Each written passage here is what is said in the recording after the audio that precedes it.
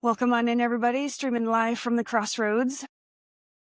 As you can see, I'm in yet another place. We're back in the pirate ship, which is also the Midnight Diner because I am the Midnight Diner, but still, wherever I am, the crossroads is, the pirate ship is, the Midnight Diner is. So it is February 1st. I haven't streamed since October 5th. Kind of, we're going to ease back into this one because it's been a minute. And I don't even feel weird streaming again. I thought I would feel, oh, look at all the dust motes and the beautiful little sun coming through. I feel like I have like a halo, like not a halo. What is that? The heavens open and the light is streaming in. I don't know. I can see it on my camera, but I'm not sure what it looks like on the stream. But I have not been able to wear glasses or even a bra for like 3 weeks now. I'm just very sensitive, very in the womb space, which we'll be getting into because I'll be talking about the insane underworld period of time that has been the last 4 months. But first, I want to start with some corrections and omissions. Well, just one, but the last time I said that Jane Goodall had died 3 times for the Mandela effect. Go watch episode 13 if you want to know what I'm talking about. And I just afterwards was like, oh, frack. It was Diane Fossey. The movie that I remember seeing was Gorillas in the Mist with Sigourney Weaver and the blood on the hand. And I was like traumatized because I was not traumatized, but I was a little kid. So it was like, whoa. I'm sure it looks so fake right now. But anyway, Diane Fossey was the one that died first, but Jane Goodall did die twice, so we still have a Mandela effect. But I did just want to do the correction and omission because I can't not correct when I get something wrong. So anyway, we're in our Leo full moon today. Happy Aquarius season and Leo full moon. This will be the culmination point of the Leo new moon that was in August, or was in late July, end of July. Yeah. And so it's like 6-month cycles of lunations. So I was reading my diary the other day just to figure out what the hell I'd been working on since the Leo full moon or the Leo new moon. And one of the entries was how I had met my Lemurian self, and she was blue and she was a giant. And I don't know if she was a giant, like it was a metaphor, or she was a literal giant, like maybe just a big presence, but she might have also been a giant, like actual. Anyway, I thought she was pretty badass, and I was like, oh my gosh, I'm her? What? So it really feels like stepping into more of my Lemurian self. Now, I don't really know exactly what that means yet, but it is pretty apparent where some of these life changes are taking me, and it's definitely more into earthy, you know, I'm still kind of in the middle of this transition, so I probably won't go into a whole lot of details right now because as things work out, I'm able to process and talk about them, but talking about it right now just kind of feels like it's too soon. And speaking of too soon, in 2025, I was talking to my friend Allie a few weeks ago, and I was like, 2025, the year of the snake, which we're still in, 2025 was so valuable. But it's like, it's too soon. It was too traumatizing. It's like, I'm not sure I can reframe into having, more of a, I'm in a good place where, as far as like, I can see all the good things that were happening. And like I said, it was a very valuable year, but as far as like really appreciating all the insanity for the bigger picture part of everything. But I do still want to kind of get into some of the wins that I've experienced over this past year of the snake and just kind of encourage people to do the same. We'll get it. You know me, we're going to ADD all over the place. Kind of coming back to this Leo new moon or full moon. I can't even, it feels like a new start, which is why I keep saying new. But it's kind of so there are Sabian symbols for each of the degrees of the zodiac. we don't have to go into details about that. So just let it wash over you if you don't know what I'm talking about. But the Sabian symbol for where the sun is right now, sun is in Aquarius, is called a train entering a tunnel. And so these next 2 weeks, depending on where you are with what's going on, it could feel like if your life is feeling like a little bit dark, or, you can't really see what the fuck is going on, or any of this stuff. It's just the train is entering the tunnel. The tracks are already laid. You don't have, no matter what doubt or fear or any other things are coming up for you, just know that you don't have to do anything. Just get through the things you need to get through. But the next 2 weeks are just kind of like, we're in the tunnel. We're going to come out. The light at the end of the tunnel is not another train. It's actually just really nice new chapter starting, but just have some faith. Even if your human self is scared to death or whatever your human self is feeling, just know that the soul is more fully aligned in the body, and kind of just surrender to whatever is going on, because the work that you've done has laid the tracks for this new chapter. And so I don't know that it's going to feel like, for me personally, I don't think it really feels dark, like, oh my God, heavy, can't make it through any of this stuff.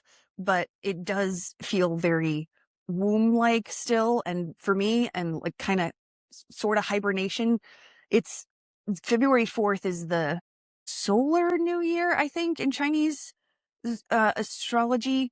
And so that is the handoff point between the year of the snake and the year of the fire horse. And so we'll start to feel a commingling, intermixing of those energies around February 4th. You can maybe even start to feel them now. There's a mixed bag of stuff going on in February. So we'll get into all of that. But you will probably start to feel some of this fiery new start energy coming in the next few days. But just surrender and stay the course. You're doing a great job. I know the year of the snake has been insane for most of the people I know, pretty much everybody I know. So we're in the last 2 weeks of the year of the snake, and this is where the final skin gets shed completely. So you've probably been noticing this past month, January, it was like 87 years. But the past month has been pretty intense as far as like, everything must go. The Capricorn new moon that happened on January 18th, girl, it was like a hard reset. It was like, you done with the old stuff, whether you like it or not. Boom. It was like tower moments for a lot of people, a lot of fear portals. If you're in a fear portal right now, or you have been, it's one of those things. So if you've seen The Matrix, or if you're familiar with the storyline at all, Agent Smith is the one that tries to stop Neo from becoming the one, and, blah, blah. So Agent Smiths show up for you when you're about to break through into a new timeline, a new chapter, something, an upgrade, a level up, like everything you've been working on. And I call them threshold guardians too. It's kind of interchangeable for me, because who wants to call everything Agent Smith? Not everybody knows what you're talking about.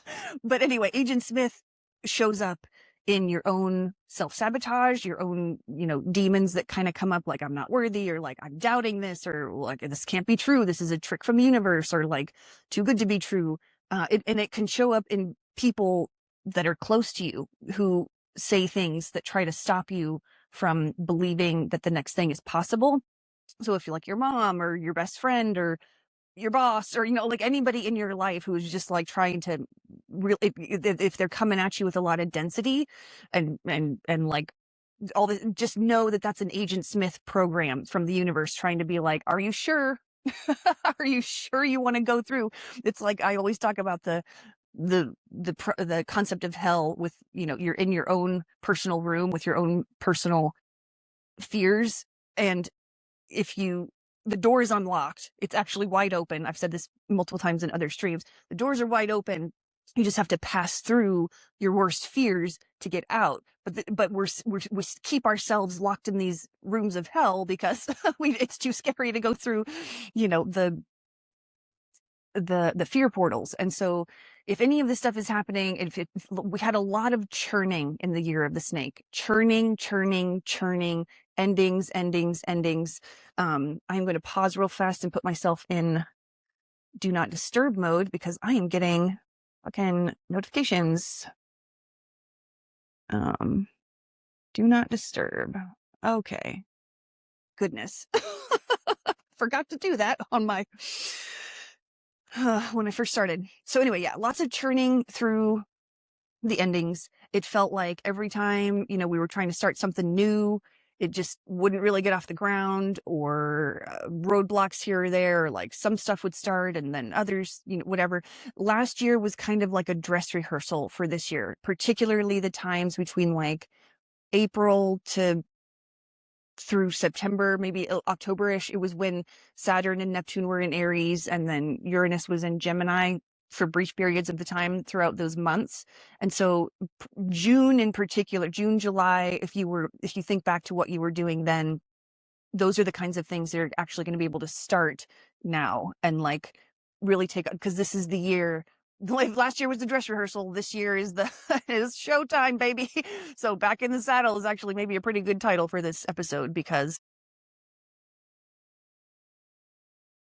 we're going to go. And the fire horse here is going to be a lot of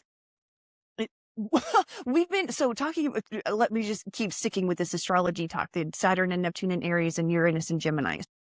Neptune moved into Aries at the end of July, oh my gosh, I was going to say a couple weeks ago, because again, January felt like 87 years. Oh my God. But it kind of ties into the churning that I was talking about, the churning of the endings. It was like the year of the snake was the scrubbing. And then the year of the fire horse shows us why that scrubbing was necessary. What did you need to go through to get to this level where you're going to really take off? And now not everyone is going to be taking off. Like a lot of this 2026 is going to be, it'll feel like renewal for a lot of people who've done the work, the inner work, and like did the dress rehearsal last year where it was like they tried new things or they got in more alignment with their soul, whatever the work that you've been doing, you're going to start to see the hard work pay off. I actually was having a conversation with a couple of my friends last week, and just everything we were all talking about was like, we finally started to see some of this hard work paying off. Like relationships are starting to smooth out, and like, it again, just the beginnings of it. It's not like everything is perfect, but like the steps we can start to see, like everything is like the inner work, inner realizations we've reached, the personal growth. I was just having a lot of great conversations with people who were, it's still kind of shitty feeling because we're still in this year of the snake and like taking off all the layers, but you will start, don't lose hope. You're going to start to see your hard work pay off. So there's going to be a big group of people. I don't know how big a group of people. I don't really know. I don't really interact with much of anybody but my very small circle of peeps. But from what I can tell of other people talking about energies and what I'm feeling for myself and just confirmations that I hear from other people, it's like there's going to be a big group of people who are really, this will be the ramp year. Like we're going to really take off in 2027, but 2026 is kind of the ramp. So knowing the astrology as far as like Neptune and Saturn and Aries, which I'll again, ADDing all over the place, but we'll get there. It's like the new starts are happening, but also with Saturn in play, there's going to be like, okay, remember it's a marathon, not a sprint kind of energy. So, I just heard a hawk. Oh, that's cool. Some nice confirmations from the universe. It's going to be great. So don't worry if like everyone's talking about this fire horse year, like new beginnings and everything, and you're just like, rushing around like, why can't, it's, there will be some like, listen, still build the new foundation, whatever, but also things are just going to be crumbling and the new starts need to start so that we can have the new systems come into play to catch the collective as they fall into a very dark night of the soul and do the awakenings, and all the systems are crumbling and whatever. So whatever you're feeling right now, you're right on track. And so if you're not in the position where you feel like things are, moving forward, or you don't get the sense that something's changing, a lot of people can feel the changes coming. They can feel that fire horse energy. And so we're all going to be ready to like shoot off into outer space and like just go with the stuff that we're doing.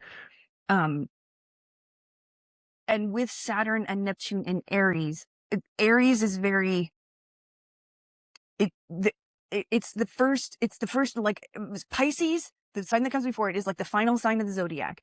And that's like the collective unconscious. It's it's where you go when you're not in a physical incarnation. It's like the primordial soup of like creation. And Aries is the spark that leaves that pool of collective and goes into an individual experience. So it's very pioneering, it's very innovative, it's very childlike in a way that's like you're seeing everything for the first time and you're like, wow, this is so cool. I get to do all these things. Aries phrase is I am. And so it's like you're finding out who you are away from, the programs and narratives of other people or society or whatever. So it's very self-centered energy, but self-centered doesn't necessarily mean bad. It means like learning who you are so that you can play your note in the collective song. So with Saturn and Neptune in Aries right now, well, Saturn's going to be moving in February 13th or 14th. I can't remember. Valentine's Day is going to be pretty interesting for people who really are holding on to that. It's going to be like,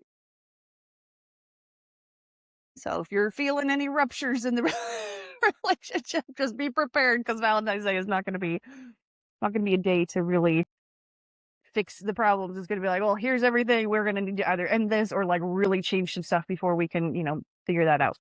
So February is very packed full of interesting stuff.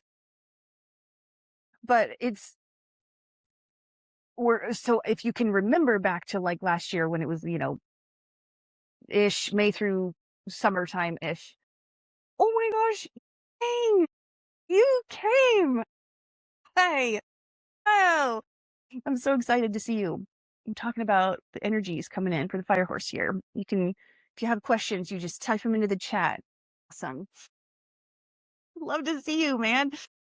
Anyway, so with this year, with Saturn and Neptune in Aries, and if you can remember back to like, June, July, kind of that May, whatever, it's Aries is also very fiery and argumentative. And kind of like Aries is going to throw the first punch. Okay. So that energy is now going to be really in the collective highlighted. So if you're seeing other people kind of splatting all over or like getting angry or like starting arguments, or if you're feeling like doing that yourself, that is, remember to kind of maybe take a breath and just kind of, move forward from that. But like we've been in, Neptune takes 14 years in each sign. So Neptune has been in Pisces since 2011, 2012. And so it's been this like very watery, emotional, kind of like swimming in soup, and you don't really know where you are because Neptune is also delusion and illusion, and it's kind of foggy and you can't really see, but it's also spirituality. And so we were all kind of like, that's when the new age really started, new age spirituality kind of stuff started to like channelings. Everyone was kind of just exploring all that stuff. So, but in a collective way. And now with Neptune moving into Aries, we're going to find our own individual spirituality and like what works for us and not listen to the masses. Now there's two different timelines kind of splitting off right now. So we're going to talk about all of this stuff, but it's a very radical selfishness is this next period of time with Saturn and Neptune in Aries. It's going to be people needing to find themselves away from the other. So if you're running into people, or you yourself are figuring out that you're kind of needing to step back from the crowd, or like change your relationships or change your habits and patterns and stuff to really figure out what you need, it's going to be really, it might be really hard, because a lot of us are people pleasers, and we've been trained to not put ourselves first. And so selfishness as a word has been kind of weaponized. And so I think we're going to be really reworking some of our language or understanding of language or around that realm. And so I talked about this in another stream. I can't remember which one, but I had seen an astrologer talk about Saturn and Neptune and Aries as like, lean into your cuntiness. And so it's really, it's going to be an interesting time period. So just kind of giving you a flavor for the energies of like what is going on right now and like kind of coming in. Saturn and Neptune are going to meet up in Aries at the 0-degree point, which is the creator degree. They're going to meet up on February 20th. So a lot of stuff happening in February. We've already got Neptune in Aries. We're having the Leo new moon. I keep doing that. Fucking full moon. Leo full moon today. And then Saturn moves into Aries on February 13th. Then we have the year of the fire horse and the eclipse on February 17th. And then Saturn is conjunct Neptune in Aries at the creator degree on the 20th of February. So this is like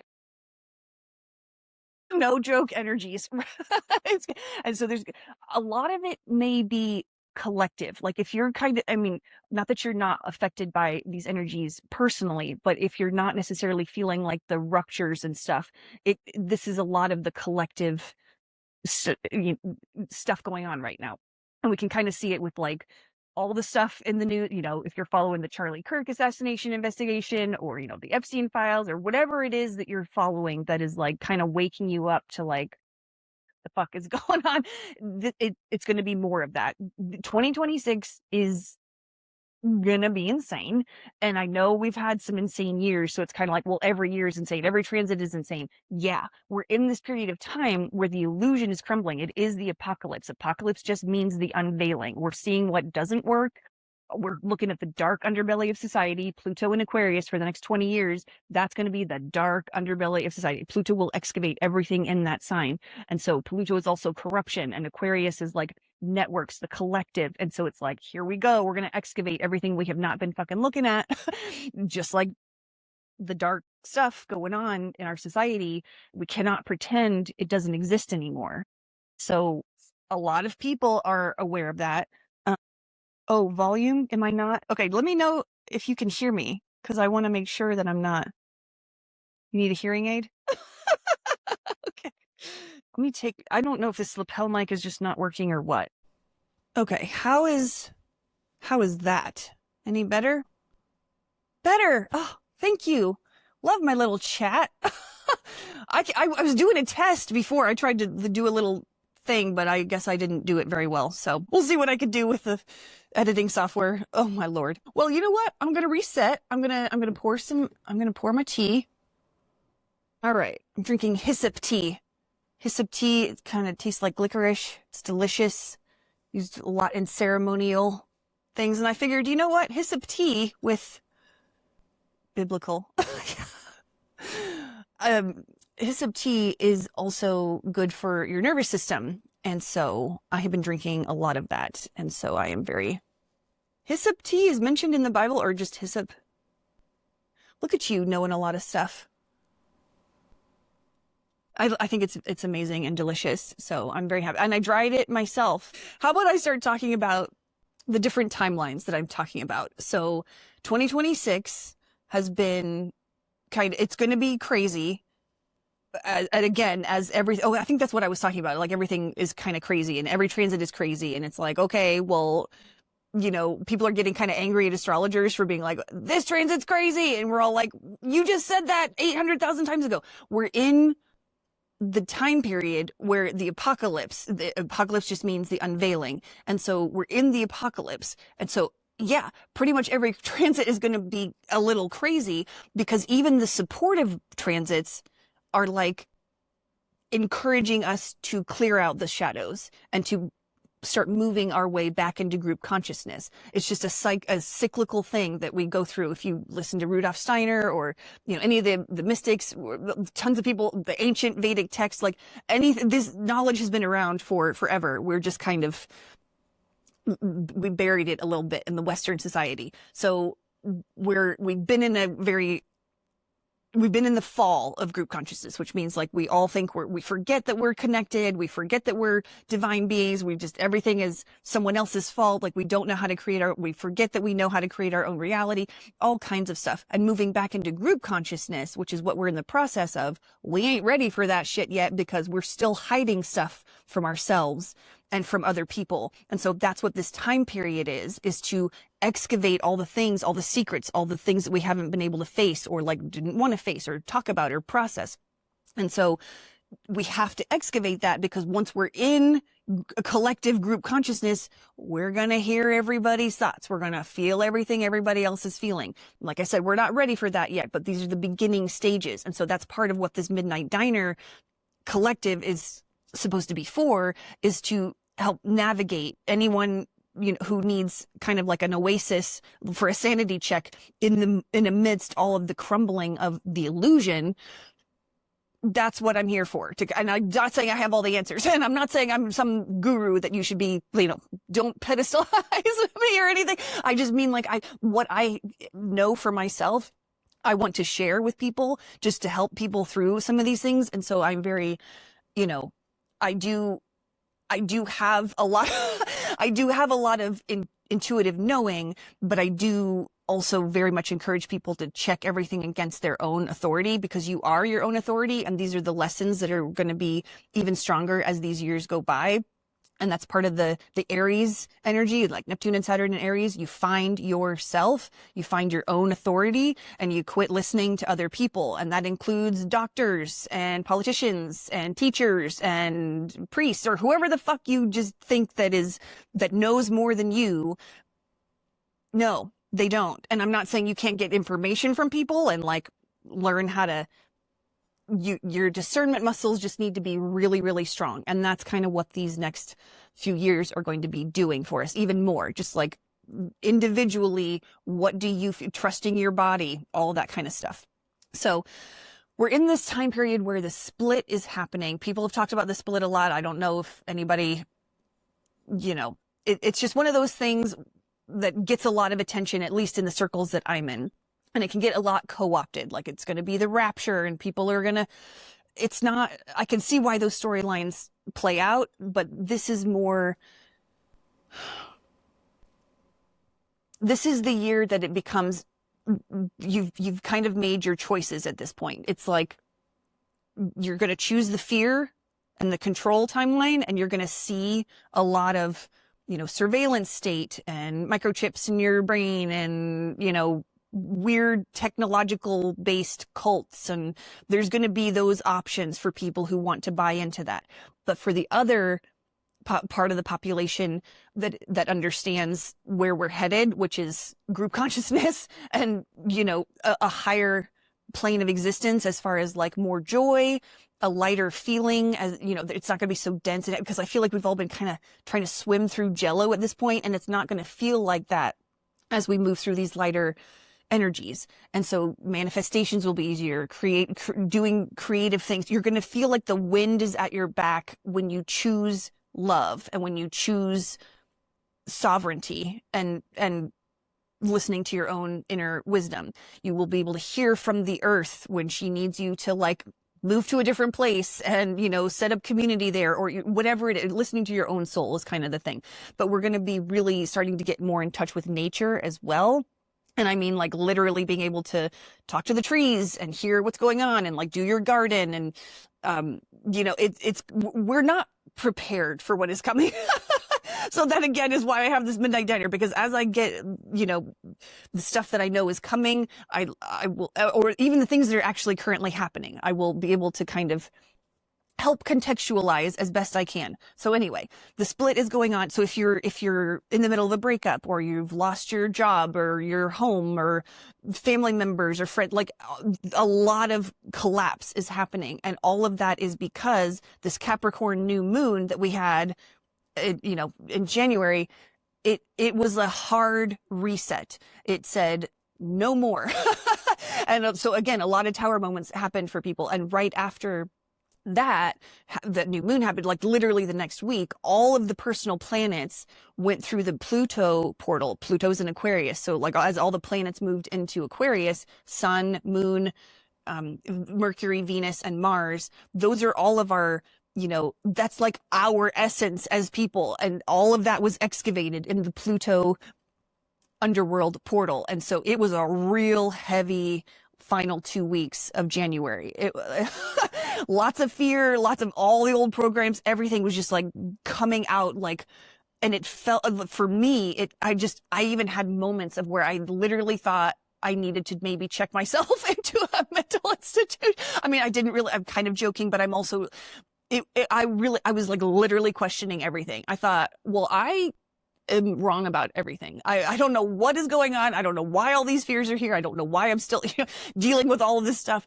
And these things happen because as all these upgrades come in, the old just burns away. And so part of those big Pluto transits with all the personal planets going through that was an upgrade of our nervous systems. And I could feel it. My nervous system was just on fire. I couldn't figure out why. I just was like, I've done so much work on my nervous system, on all the fear that I had. Like I had done so much work and I was like, is it all for nothing? Like, why am I still looping on all this bullshit? And that's just the kind of thing, it's like the Agent Smith thing. These are the kinds of things that happen just as you're getting to a new breakthrough. And so part of the breakthrough has been coming through, at least for me. It's like I can see, okay, I don't have to be afraid. Everything's okay. I understand that, we're all just taking our sweet time in divine timing to make sure that we have like the actual foundation before we really start these things. But again, the final month or so of the year of the snake has been a lot. And so it was like all the skin coming off. Capricorn new moon through now, these next 2 weeks, that's it.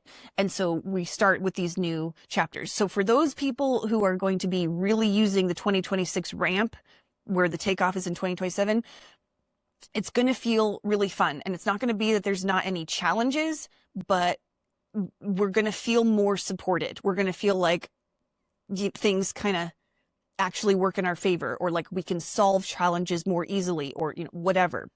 So there's going to be another percentage of the population who and they're just on a different part of their track. Like everyone's different. None of this is like better or worse or whatever. It's like everybody has their own soul growth. Everyone started their human evolution at a different time. It's just like I started playing the game, however many lifetimes before so-and-so. And it's not like they're just at not everything happens all at once for everybody. That would be insane and chaotic. So there's another wave of people who are going to be using 2026 as like a final goodbye for their karmic processes. And because when 2027, when that new energy hits in February, and I've talked about it's from a human design perspective. If you know human design, 2027 is the start of a new era, like a 400-ish year era. We've been in the cross of planning. We're moving into the cross of the sleeping phoenix, and the cross of planning was very strategic planning, exchanging money for goods, and systems that were homogenized to benefit everybody, kind of thing, or to like force people into like one system. In this new system, it will be more barter and trade, and the strategic planning not going to work anymore. It's going to be all heart-based. You're going to have to learn to not listen to the logic and reason. Not that there's never a place for logic and reason, but like we've overloaded on logic and reason. And that was a very successful thing to do in these past 400 years. The next 400 years, there's no more certainty. We're getting a taste test of that energy since basically January of 2025 through July, through basically this whole year. And then into 2027, we're getting that taste test of the no more certainty energy. And it's kind of like it's a gentle, controlled demolition of this final era, but it hasn't felt that gentle because like the systems that were homogenized, they don't work for everyone. And again, that's part of this apocalypse, the unveiling. It's like we're seeing that these systems don't work. So we're moving into an individualized era. So we're going to start feeling, like I said, with Neptune and Pisces for the past 14 years, like we've just had a lot of watery, foggy energy. And now we have this fiery individual energy, and we're going to want to move. People are like fucking sick of all the stuff that we've just been kind of churning through, and like this social media illusion and, you know, that kind of stuff. That is no more. I mean, we can already see it's crumbling, but like it's really going to start. The next 14 years are going to be a whole different thing. And so, I'm trying to think if there was anything else I wanted to say about that. We're going to want to move, but we're going to also, there's going to be some chaos, because like we'll feel that fiery energy, but then we're going to have some, it's the ramp. It's not the takeoff. So things, just expect a mixed bag of stuff. But the more you can find your calm center, the more hyssop tea you can drink to calm your nervous system, that will be the most helpful, because there's going to be a lot of chaos out in the world, especially over the next couple of years, 2025 and then 2026 and 2027. These are kind of like a 3-year period of like, whoa. And then there's again another chunk of time. Basically what I've been feeling is like 2026 through 2030, 2032, something in that era. That is going to be the transition to the new chapter. There's some shift that's going on those next like 6-ish years, 4 to 6 years. And then concentrated in that with these next 2 years, that's going to be like, just prepare to find your calm center over and over and over. And it's going to feel like the swash of energies is going to be like, you know, trying to take you out at the knees. And the more you can stay on steady legs and know that you're going to be okay no matter what happens, even when bad things happen. I would also like to address that, because I've been kind of running into this lately, where I've done, part of it is being autistic and part of it is just the spiritual evolution that I have been through as far as like emotional command. Like I have command over my emotions. I don't necessarily control them always, because it's like I go through those dark periods and I don't ask for those. Clearly, I would rather not have them. But like, you know, when I'm in the darkness, or when I'm in the stuff that keeps punching me in the face, like energetically or whatever, I can command the nervous system. I have tools to kind of work through the craziness that's going on. And so I can do that with a straight face. Okay. And so most people see me and they see that I don't look like I'm freaking out. And so they assume that I'm okay. And that is not necessarily true. I'm screaming on the inside. Okay.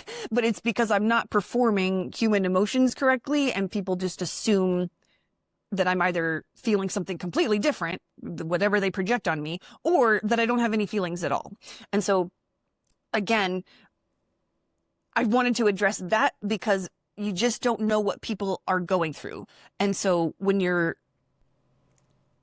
just try not to assume, and this is partly me as a fifth line in human design talking, because I know I'm projected upon all the time. I'm either villainized or pedestalized or completely misunderstood. Whatever people want to see in me, that's what they're going to be seeing. And so I've been in this role where I've been the villain in plenty of stories, and I'm getting a concentrated experience of that right now. Again, it's part of the life transition that's happening, so it's not a thing I haven't processed it enough to be able to talk about it yet. But like, when it just, I'm saying that as far as like, if you have autistic friends, or if you know if spiritual people who may look like they have nothing wrong going on, that's not necessarily true. It's like, even when bad things happen, we know that we're going to be okay, and that the bad things are happening for us and not to us. And so we can move through this stuff a little bit better once you have that cosmic neutrality as a viewpoint, where it's like, okay, this bad thing, like me losing my house back in October, I was in a very good mental place about it, because I knew that this was part of the plan. As bad as it was, if you can hear the train, I'm sorry, I'm back in the pirate ship, but the train is literally right outside, so not much I can do.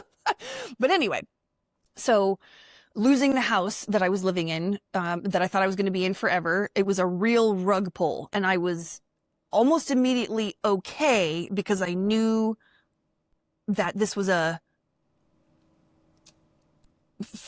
eventually, within a few days, I realized that it was like the final avatar test, like avatar consciousness, like not, working on non-attachment, knowing that I have everything I need within myself and that I am okay even when bad things happen. And just like that steady calmness that happens when you have done enough spiritual work or soul work or whatever you want to call it, where you can just be the calm in the storm. I am a lighthouse for other people. That is why I started the Midnight Diner. And I'm not saying I'm perfect. I am just saying that what I have been through, I can help other people go through as a lighthouse, as a person who can just be like, this is what worked for me. Take it as you will, and leave the rest. And like I said, not everything that works for me is gonna work for everybody else, but that's why it's important to tell your stories. I'm just one of many people with a perspective and some experience that can help you if you're kind of struggling. And I've had plenty of people help me. And so we're all together. That's part of moving back into group consciousness. We can rely on each other to get through these things. We've been so programmed in the West to be individuals and to do everything on our own. And as we are moving back into group consciousness, we are being forced to practice asking and receiving help and, being more vulnerable and honest about what we're going through. That's part of the reason I talk about like the autism and like the not performing emotions correct, like talk about these things, because that is how I learned about myself through hearing other people's stories. And you never know when you're going to change someone else's life with your story. And so if you're on the fence about like starting a creative project or whatever, do it.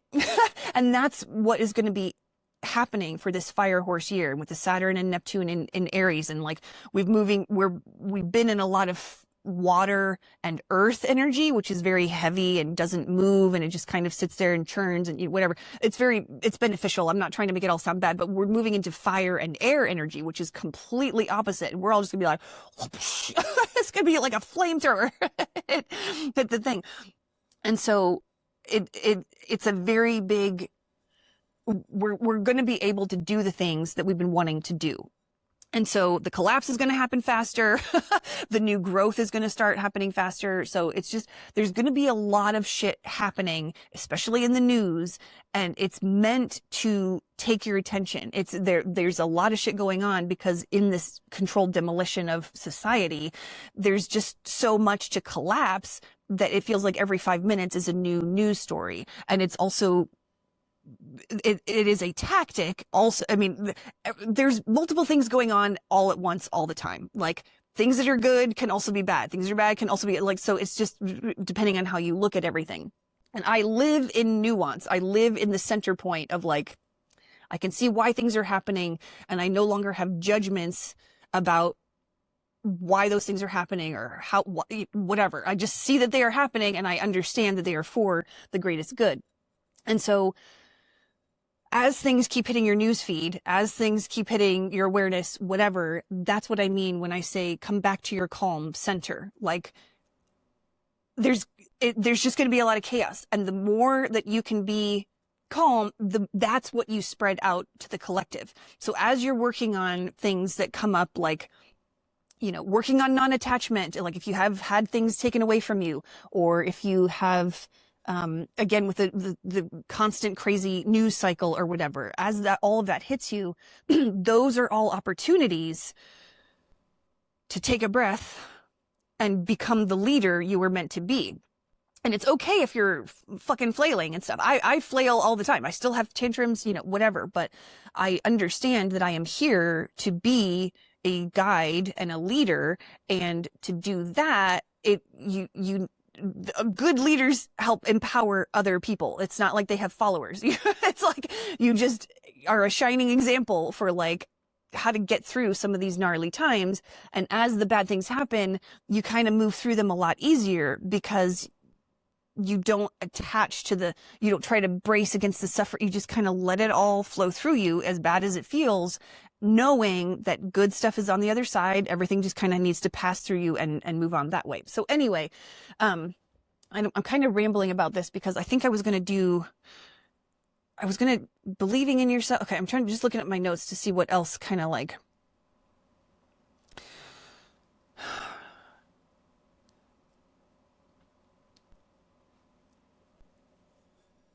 kind of talking more about like the losing of the house and the moving into avatar consciousness and the moving into the new year and stuff. The past 4 months have been very underworldy. And right after I streamed my last stream in October, and I got to this good place where I was like, okay, I understand why I'm losing my house. I understand all the things that have been like why this needed to happen and whatever. My body needed to process the trauma, and I had no say mentally in how that was going to go. And so I knew from like right after my last stream, I think I came across a few days later an Archangel Raphael channeling where he was talking about womb space or womb codes. And I knew already from my podcast partner, Zaddy Cat, they had done an oracle reading for the fall, and it was like, the underworld is what you make it. And I was like, oh, we're gonna be in some darkness. And so we were very much in the womb space in the fall. And I really thought it was just going to be, October through December. But then once we started into January, I was like, oh, this is continuing into January. Got it. And then now with this Leo full moon, I was like, I keep thinking, February, we're going to start with with the Leo full moon. It's very much like that train entering the tunnel. You're just going to have the darkness and need to take a nap as you move through it. And not a whole lot is going to move forward. So, and this is for me, this is not like, and whoever is resonating with this, like if you're feeling these things, that's why I'm speaking. So you can be like, okay, validation for what I'm going through. So I was very much in the underworld, and it really was what you make it. Like there was a buoyancy to me, even amongst all the darkness. I was in grief central during this whole 4 months. It was like I did not have a say in how my body needed to process the trauma. And it was a culmination of things. It's not like, yes, losing your home is a big fucking deal. And I'm not trying to minimize that for myself or anyone else, but the amount of grief just felt outsized for what was actually happening, especially for because like I said, I have a good relationship with death and loss and non-attachment and all these things. I have a good but your body knows the score, and my body needed to release and feel all of this. I just was in a sinkhole of grief, but there was a beauty to it and a buoyancy to it. And I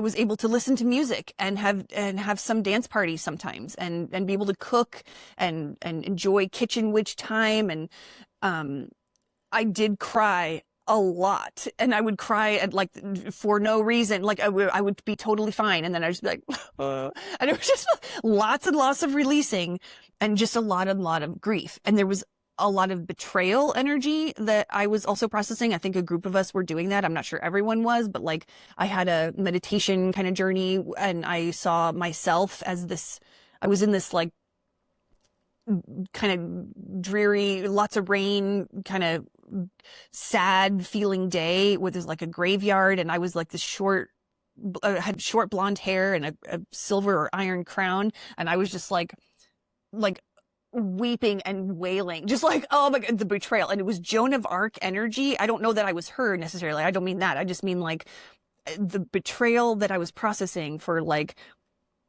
somebody gave away my home. No one stood up for me. They let me lose my house, that kind of thing. And I know I don't hold that against anyone, it's not but this is the kind of stuff that I was processing. I understand from a cosmic viewpoint that this betrayal needed to happen in order for me to be able to process and close those karmic cycles of, back and forth. I betray someone, they betray me, blah, you play different roles as a soul. And I know, Yang, if you're still here, you don't necessarily believe in reincarnation, but I do. I know that as a soul, I have had many lifetimes, and I have played many roles, and my soul family plays different roles for me. And so I don't take it personally that this happened to me. I understand that it was part of me being able to break the cycle by being able to forgive and release and not hold on to it and not be stuck on it. So I think Joan of Arc energy was here to help a lot of us process betrayal. And it's very interesting because, 4 months later, I was labeled the betrayer and in a certain story that I am in. And I understand completely why and all of those things. But again, I just don't have the same viewpoint as most people do, because I can see from a soul perspective that we're always constantly playing roles for each other to help each other in our soul growth. And so this was my role to play this betrayal role for people. And then again, with that Capricorn new moon, it was like, we're done. This is it. Like, get it out of your system, because we're not moving on with these old stories anymore. We are creating new stories where we're no longer, Neptune in Pisces was very much like, elevating the victim. Like we were always like, oh yes, victim consciousness, self, whatever. And we were like, celebrated the victimhood of whatever we were going through. This time with Neptune and Aries, we're going to be celebrating our sovereignty, our individuality. And like, we're getting away from victim consciousness where we don't, it's like other people, it's the fault of other people, instead of knowing that we take responsibility for our own creation. Correct. I don't believe in reincarnation, but I do believe we can share energy and memories, etc. I like that. Yeah, group consciousness for sure. And I think that like as our telepathy and our interconnectedness come online, that's when war and conflict and everything else ceases. Because when you can feel the pain of someone else, it's like, if you're hurting them, you're hurting yourself. Like, why would you, so that's why I'm talking about this golden future that we're all heading towards, because it's not that it happens automatically. We have to do the work to get there, but I know that we are going to. And so that's why I keep saying this golden future is guaranteed, because the people who are meant to wake up are waking up and coming back into knowing that, like, we can't operate this way anymore. And so the people who do choose fear and the control and go onto that weird cyberpunk timeline, there will be, when the split happens, it may look like a lot of physical death, because there's going to be another round for those people who want to do the fear and control narrative and storyline, because there's a lot of good you can learn from that. We learn a lot from suffering. We learn a lot from darkness and going into the bad. We learn a lot from it. But I personally am done with that shit. I'm so exhausted. I'm so tired. I understand all the storylines. I get it. We're doing Star Wars all over and over and over. I am ready for Star Trek. Okay. I am ready for, like, and so those of us who are graduating that karmic cycle are going to be moving into that Star Wars future. Star Wars / Lemurian. I don't, it's not going to be all spaceships and stuff. I've said this before, where it's like, I'm not talking about just the technology and the AI and all that stuff that is going to be working with us. It is also going to be very Lemurian, which is very like living in harmony with the earth and living in the seasons. The past few years, I've talked about this. I have been plunged into Lemurian time, and it meant a lot of resting, a lot of feminine energy where I had to only rest and only receive. And it was so very uncomfortable, and I did not handle it very well. I am still kind of working on but it's become a lot easier. And so again, I can help people through some of these things where it's like, I faced a lot of judgment, both from myself and other people. Just get a job, just do this. Like, why are you relying? You're so lazy, like, whatever the narrative was, I had to just sit with that, because I knew that's what it looked like, but I knew there was a deeper meaning to all of this and a deeper lesson for me as a soul. And so I was too far into my overgiving and my own, burning out my masculine energy when I was meant to exist more in my feminine energy. And a lot of people are going through this. And so if if your body is meant to rest, your soul is going to make that happen. Like, I didn't have a job. I just couldn't get one.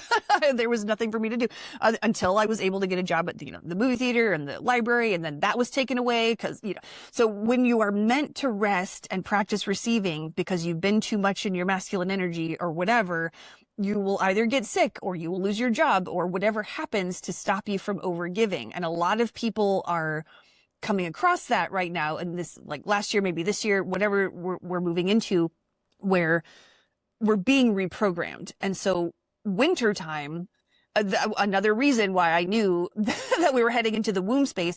This is what I mean by Lemurian time. It's like winter, we're supposed to hibernate. You're not supposed to work. You're not supposed to push yourself. And that's why they put Christmas and New Year during the winter time, to take us away from the sacred rest of being in death energy. And it's just a renewal for the spring. And because we're not living that way in our industrialized societies, Earth is telling us, it's time. You can get on board or you can leave, because she's fine.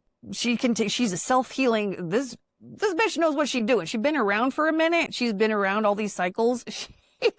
We can't do anything to her that she doesn't allow. And so again, I know I said this last stream, but anyone still holding on to the angry Earth theory, guys, she's our mom. Like, we're the children who go off and like play and experiment and like destroy shit in the name of just like figuring out what life is. And then she's like, okay, enough of that. I've learned from your actions. You've learned from your actions. I've learned from all these things. Now we're just in for a different phase, and that is a more harmonious phase. And so that's what the lessons are that are coming through. You get with the earth or you don't. So anyway, with the crying and the grief and the womb space for all of this, it's been very healing and very delicious. And so again, it's been a little uncomfortable, obviously, because I don't really want to be living in the pirate ship. And it was really hard when my first night here, because I'd been coming back, to do some cleaning or, getting the place ready. And every time I would come back, it would just be so hard, and I would cry, and I'd be like, and then the house, she's just such a great consciousness. She never takes any of this personally. I'm like, I love you so much, but I just don't want to live here. And she's just great. She's like, don't worry, man. We got you. Like, I know it's not, it's like I'm in my Pippi Longstocking era again, where I'm just like living in this old house. And, this time it's much better. I blocked off. I had help blocking off this room, like the staircase, so that now I don't lose heat up that crazy staircase, and I can keep the heat in the couple rooms that I'm actually living in. And so it's much cozier. I'm in my little salon, I call it. It's like I have my bed in here, and I also have my little couch and my window seat, and like, so there's a lot of stuff in here, but it feels like a cute little apartment space. And I really enjoy it. Also, I have if my friend Ellen ever watches this, I have my pillow. My favorite, behold my barren field of fucks. Anyway, I'm loving the energy of the place that I'm living in. So it really was an upgrade. And we're not done. There's more to come. There's more changes in store for me. But again, we'll do that as we go. But, yeah, it's a real fun time, and I'm actually calling this just my little pad. It's like my little bachelorette pad. I'm enjoying my alone time, and it's cozy this time. And yes, I had some fear portal stuff, but like most of me is just very happy to be here right now, enjoying my hibernation until I take off in March. I don't know, I don't know what else is going to be happening this February, but it feels like new beginnings happening, especially in the spring equinox and that kind of stuff. I think I'll probably be moving into some of these changes, before spring equinox, but still, it's just a very, very powerful time. So the other reason 2026 is going to be kind of insane astrologically, speaking of eclipses and stuff, is that we're going to have 4 eclipses. We always get a certain amount of eclipses. We're going to have 4 eclipses, each in a different element. So the first one on February 17th is in air, Aquarius. Then we're going to have one in Virgo, which is earth. Then we have one in Leo in the summer, which is fire. And then another one in Pisces, which is water. So literally, eclipses are like set changes. So everything is different after an eclipse. And because they're in each element, each of the 4 elements, all parts of our lives, all parts of us are going to be renovated and renewed. And so it's not going to be just like one theme. It's like everything. So just know it's a marathon, not a sprint. Okay. The other thing that's coming, so Saturn takes about 2.5-ish years to be in a sign. So with Saturn in Aries, with the co-presence of Neptune, it's it's forgiving ourselves for coping mechanisms we took on to protect ourselves from trauma. That's one of the themes that I wrote down. It's the dissolving of old structures, identities, and dreams. The dissolving of there's a dissolving of the leadership, but there's also the illusion of authority and leadership. So like I said, with the whole split of the timeline, where you're going to have like the love and the fear-based one and the weird, surveillance state, whatever, there's going to be the illusion of leadership and authority, and people who don't have their discernment on may choose to follow people who seem like they know what they're talking about and don't have. So there's going to be a lot of that. So just be aware that the illusion is maybe going to be a little bit stronger, but also with Saturn there, it's like, it's got to crumble. So you're going to be able to, there's just a lot of opportunities for your own discernment and to come into your own radical sovereignty, your own radical selfishness. There's a strengthening of your own individuality so you can play your note in the song. I'm trying to think of anything else that I wanted to say about total reset. I think a big one, though, is that forgiveness of the coping mechanisms we took on to protect ourselves from the trauma. Like, there's a lot of shit I have beat myself up for a long time. Like, I just thought I was the worst person for doing this particular thing, or I was so bad because blah, blah, blah. And yeah, I don't love that I hurt people when I did. I don't love that I did certain things a certain way. I wish I had done them differently, for example. But that is all part of the human experiment. And it's just one of those things where you don't have to blame yourself for your coping mechanisms. Like, you just need to get through what you're going through.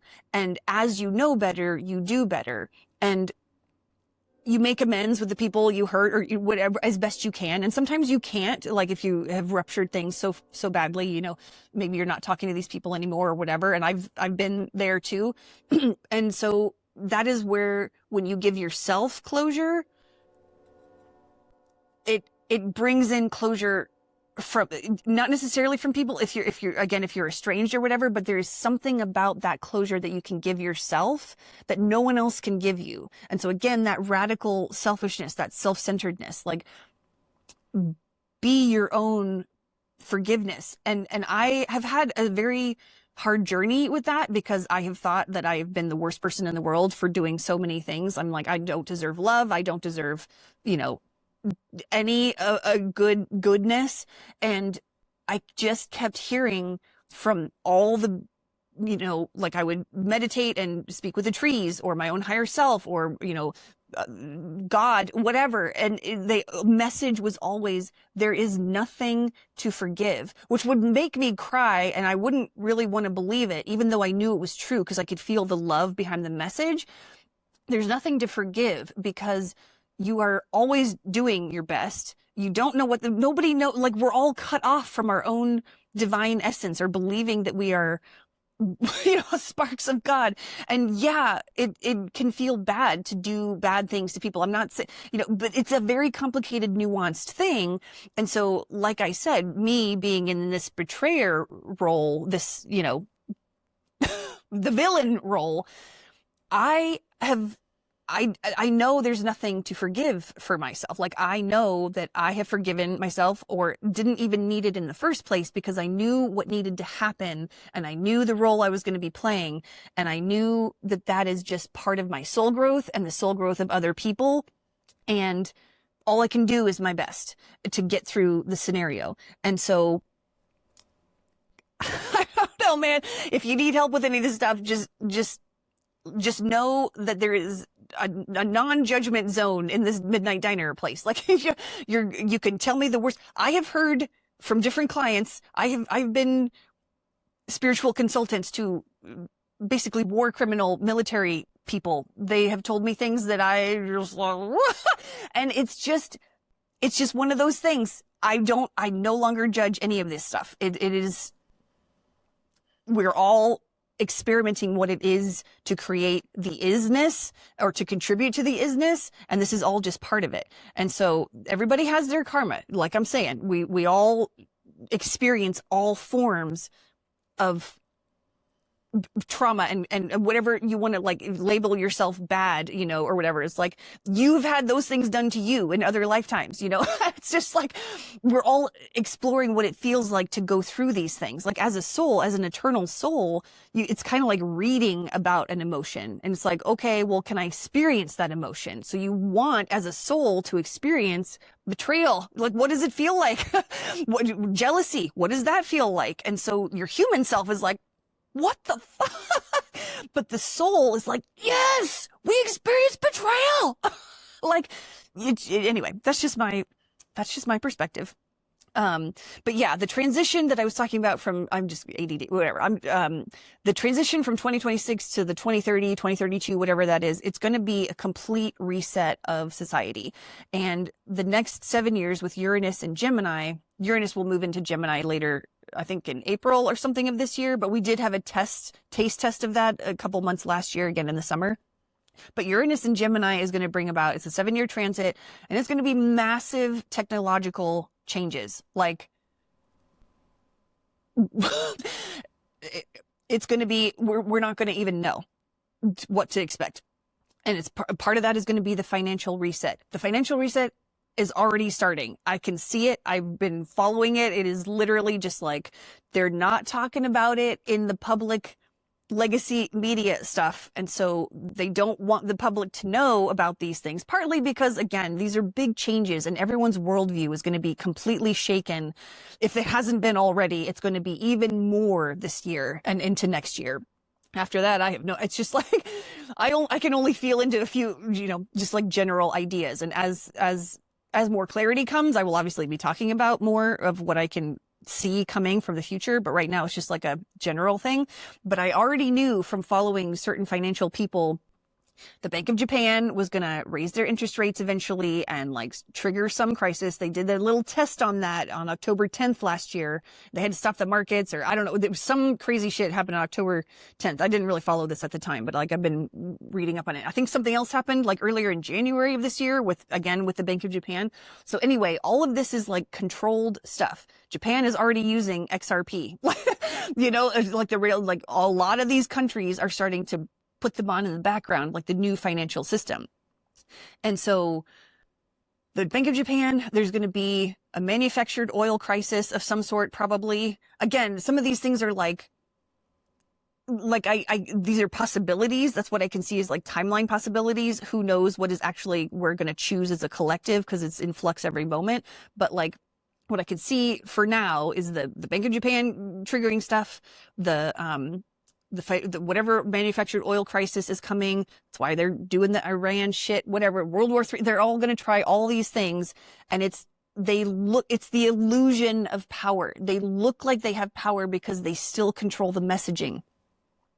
But as more people are listening to they're not listening to the legacy media. It's like, what the fuck are we doing? So anyway, I'm just saying, as it looks crazy right now, and it will still continue to look crazy. The powers that are not gonna go quietly, as we have seen. So they're gonna still try shit, and they're still gonna try and cling to the old ways, but it's not gonna work. They're gonna try harder and harder, and it's not gonna work. So yeah, the oil crisis, whatever happens with that, just kind of, again, none of this is to like fearmonger. This is just to be aware and be prepared, you know, have some extra food stores, have some extra water, just like know what's happening. It's not going to last forever. And if they do, I don't know if it's if or when, whatever the next step is, where they like the banks don't let you, if the banks shut down and don't let you have your money, like whatever shutdowns we're going to be experiencing throughout these next few years, it is just a controlled demolition of the systems that aren't working. And so if you don't have access to your bank, no one's going to have access to their bank. No one's going to be able to pay their bills, you know, blah, blah, blah. And that's when they're probably going to try to introduce, you know, the CBDCs, the digital coins that are controlled by the government. But even if that happens, that won't stick, or it will stick with the population that like believes that's the only option. But for those people who've invested in assets like precious metals or land or like the digital coins that we're going to be using in the future, like that kind of thing, that's where the real wealth is, because you don't want something controlled by the government. You don't want paper fiat bullshit that isn't worth anything. Paper money is about to not be worth it, you guys, but it's okay. We're going to make it through this. They're just going to make it look as scary as possible. And if the banks do shut down, you will get your money back. Like, none of this is permanent. This is all a part of this insane time period that we're living through. And that's why people like me and a bunch of other spiritually advanced people who can see what we're doing, what we're moving through, just we're the calm ones in amongst the storm. And so we're just going to help remind you that you are safe. Sorry. You are safe. Everything is fine. And the more you focus on controlling your own like soothing your own nervous system, drink some hyssop tea, then that will help you get through this very much easier. We're also going to be asked to be moving into communities, like smaller communities. And so if you are being forced to ask for help for things, that is practice for like building up the communities that we are going to be forming to make it through these next insane years. And like I said in other previous streams, the collapse of the empires is happening now. Like, and I'm speaking from an American point of view, but like, obviously I can see like the governments that have been falling in other countries, like Nepal and, you know, a bunch of different, France is about to fall, like Europe is really going to get hit, you know, where the empires are crumbling. And so as far as America goes, we're going to be falling into, I don't know who's going to start it. If it's going to be California, Florida, Texas, I don't really know who's, or maybe Oklahoma. Fuck, I don't know. I don't know who's going to start it, but they're going to like break away from the Empire of America. And maybe it's one state at a time. Maybe it's regions. I'm not sure what actually happens, but we're in the process of moving to collapsing into smaller city states where we kind of like, not like self-govern, but like we're kind of working on that as we break up into, because I can already see where my future is headed. And I know that as far as like being a community leader, even if we still have a local government or whatever, I'm going to be doing whatever I want to do. So I'm going to be off grid. Like, I'm not going to, you know, and again, I know you still have to kind of operate in the matrix. I'm not saying I'm going to be completely just like, I'm a pirate, but I also am not gonna, you know, I will follow the law when it needs to be followed. Otherwise, I'm just doing what I want. And anyone who's in my orbit, I'm going to be helping them do whatever they want. And that is really just lessening or like completely removing yourself from dependence on any external authority or thing that is supposed to like give you free shit. Like the governments are not gonna, and that's again one of the things that's going to be happening as far as like us building community. There will be more natural disasters that the governments aren't going to actually help us with. Like in America, we had this like crazy thing happen in North Carolina, was whatever last year, I think it was like, I forget what it was, but it was an awful disaster and nobody was getting in from the government and the community had to help each other. That's what I'm talking about. That's why the collapse is going to be happening, because the governments have never been on our sides. And so they're going to do less and less for us in the midst of all of these like disasters that are happening. So we're going to finally just be like, why are we thinking that some external savior is going to get us when all we need to do is come together and save ourselves? So as communities form like that, just know that yes, there will be disasters, there will be this and that, you know, like there will be some chaos, but it is in service to getting us into our soul groups that are supposed to weather these storms together. So again, whatever you're going through, it's to get you to a place where you can be the leader. So if you've been knocked off your feet for most of 2025 and you're just like, I can't take anymore. I don't know what I'm supposed to do because everything is awful. That is training for this next phase. So you're doing great. And you're a really important person. If you're the worst, if you're going through worse shit, you need to handle more shit. And so I have been through a lot of shit these past few years, and I am in a place where I can just be like, all right, I can handle whatever's going on. But it's a very controlled demolition, and most people are not prepared for what is coming. So there's going to be a lot of chaos. But that's why we incarnated. We incarnated because we're here to fix this shit. So yeah, Saturn, the 2026 to the 2030, whatever, rise of new leaders, the splintering of countries, the collapse of all systems, anything else, anyone who's holding on to old identities. And that means, you know, like I was saying, so maybe we can kind of go into some good things that happened in 2025, because like, I know I said like, it was too soon. It's like 20, it was very valuable, but it's like, ooh, I don't know. I don't think so. I was holding on to a lot of identities based around not deserving good things like love and help and all kinds of stuff. And the stuff that I went through last year really helped me release all of that. And I'm a work in progress, but as I could feel myself holding on or wanting to hold on. I went through an experience where, I've been talking about my emotional lows in all these streams and like finding the gifts in my emotional lows. And I've been like on this big journey of like exploring and understanding and excavating everything about my emotional lows for the past couple of years.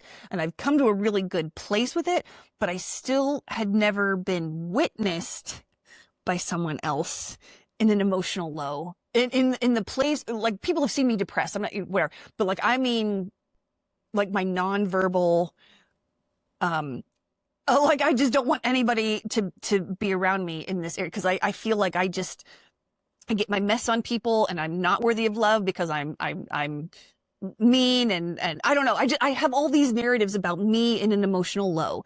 And so I had an experience where I was with someone while I was in an emotional low, and instead of abandoning me or,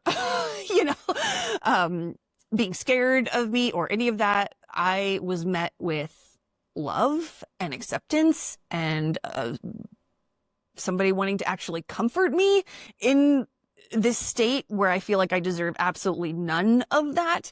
And I didn't know what to do. It fucked me up and I started crying. I was like, why are you being nice to me?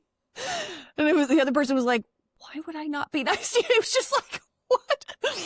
And in that moment, I could feel myself wanting to hold on to, but I don't deserve this, but I'm holding on to the pain, but I don't, and I was like, why am I holding on to this? I am literally being shown that I am worthy of love. And I'm the only person telling myself that I'm not. And I was like, why should I not believe this person that I really care about who's telling me that I deserve love in this moment?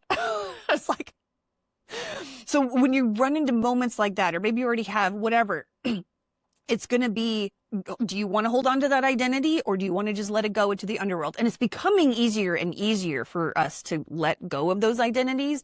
But if you are holding on to anything, an old story about yourself, this is the year, like 2026 is, the vibe of 2026 is like, you can look back, but all you're going to see is a locked door. And so again, me trying to hold on to that identity of whatever, it's like, that's a locked door. I can't hold on to that anymore. I can try and maybe maybe it'll flare up every so often but I'm a new person now and I'm still trying to figure out what that even means. But I do know I am in a really good place of, I was always too afraid to think that I was worthy or whatever, because I didn't want to be, part of it was because I didn't want to be arrogant or like entitled or whatever. And so I just was like, okay, well, then I don't deserve it. And like any breadcrumbs. And the messages over and over for me these past few years have been, what you consider arrogance is actually just well-deserved confidence. I have this card deck that I would draw from, and there's an arrogance card. And so when I would draw it for myself, I'd be like, oh my God, I'm being so arrogant. Shit, I shouldn't have, I'm too big for my britches. And then the message, like meditation, I would come in and be like, it's just confidence, bitch. So if you need any of those encouragements, like I said, I have been like the most people pleasery of people pleasers. And so I can help you with your journey if you need any of this. We're a support system in the Midnight Diner. So yeah, I think I may just be at the end of my messages because I don't have any other things, and I don't really want to. I don't think I'm ending on a terrible note as far as like crisis is coming in and whatever. But all of the work that you have done on yourselves, all the shit that you have been through in the year of the snake, don't worry, this is the final 2 weeks of this, and we're moving into something new. But again, come back to the Midnight Diner. We got, you know, coffee, pie, hyssop tea, whatever you need. And we're going to navigate these changes together. And I will try to keep up on my, I won't try. I think I'm still set to go, like, as far as I can tell from my instructions from my higher self, we're going to do the Midnight Diner stream every lunation, every other Sunday kind of thing. I may feel into like doing it on other days, that who knows, but right now it's probably just going to be every other Sunday. But I am starting a new project with basically kind of like a garden project with my friend who's he helped me start my garden last year. All the things I've talked about him plenty in this. So he wants to build a curriculum where he can teach people about soil health and like gardening and all kinds of stuff. And then it'll be a combination of that plus me talking about spirituality. It's kind of like the soil and the soul health, whatever. And it's going to be really fun. And we're going to start that project at some point. I'm not sure when, but it'll be what I'm hoping is we'll start it in March, because that'll be like, okay, we got to start doing some of the seed starting and figuring out what to do. He wants to reline his garden, one of his gardens, with like hedge posts instead of railroad ties, like all kinds of stuff that we need to do to prepare for it. But I want to document everything because it's just going to be real. I just love documenting things. I love all the details. I love everything. So it's going to be really, really fun. And that will be, part of it's going to be part of the Midnight Diner. I haven't figured out how it's going to actually like work, but I know I'm going to be doing streams, like both live streams with him and also just kind of recording garden work in general so that I can, maybe we'll have a YouTube channel, or maybe I'll post it on I don't know, but that'll be more like his information that he can kind of build his curriculum with. And like when he has his own website, he can like present that stuff on his website. But like the stuff that we do together, trust me, I'll keep you updated on all the stuff. Cause like I said, when I'm documenting everything, you're all going to know like where it's going to be posted and all that stuff if you're interested. But that's what we're moving into these next years, the transitions, what I'm talking about, 2026 through 2030, like that's going to be the time when people are going to really need to start learning how to do their own gardening, doing the barter trade, like starting to learn how to do that and like building the communities. So what I can feel that I'm being positioned to document these things to help other people who need some instructions on all this stuff. So stay tuned for the next development in the Midnight Diner, which will include Lemurian as well as Atlantis energies. And it's going to be a really fun thing. So anyway, this was my little easing back into the stream. I have not been doing it for a few months. And so I was a little bit like, am I even going to know what to say? Obviously we had a little audio issues at the beginning, but I'm going to learn from that and figure out another mic situation. And I think that's all I got for today. So if nobody has any questions, I will be moving along, but I want to wish you a very happy Leo full moon and encourage you to celebrate your wins. I know it's a little too soon for 2025, but just know that you are doing a great job. No matter how flaily you feel, you are doing awesome. And all thanks, Yang. XOXO to you too. I miss you. I can't wait to talk to you again. And anyway, I just want to give you some encouragement because this has been a really rough time period. And even though we're still continuing with the rough transits, there's a lot of joy to be had. And honestly, the more joy that you can lean into, the more of your own creativity that you can lean into, and the more peace and rest that you can get, that is an act of revolution. Peace, rest is an act of revolution. Creation, act of revolution. Like we are live streaming the revolution. It's like, and it feels maybe a little anticlimactic because we're not like killing vampires or external enemies or whatever. It's just like all internal where we're like, oh, I don't have to participate in that chaos. I don't have to believe in those programs telling me I'm not worthy, you know, whatever it is. I'm not, I've been in the place where I've had to be forced rest, and all the programs that came up about not being worthy of that, I totally understand. So we're a support system in the Midnight Diner. We love the Crossroads. I'm the Crossroads Angel. You can choose a different path at literally any time. No matter how long you've been putting up with something, you don't have, like, you can always stop. You can always change your mind. You know, you always can. And so I've been through a lot of like this process of thinking, I'm such a bad person if I change my mind. Nope, you can do it. So I love the Crossroads. I will meet you at the Crossroads whenever you need some extra support. I love you all very much, and I cannot wait to see you the next time. KK out.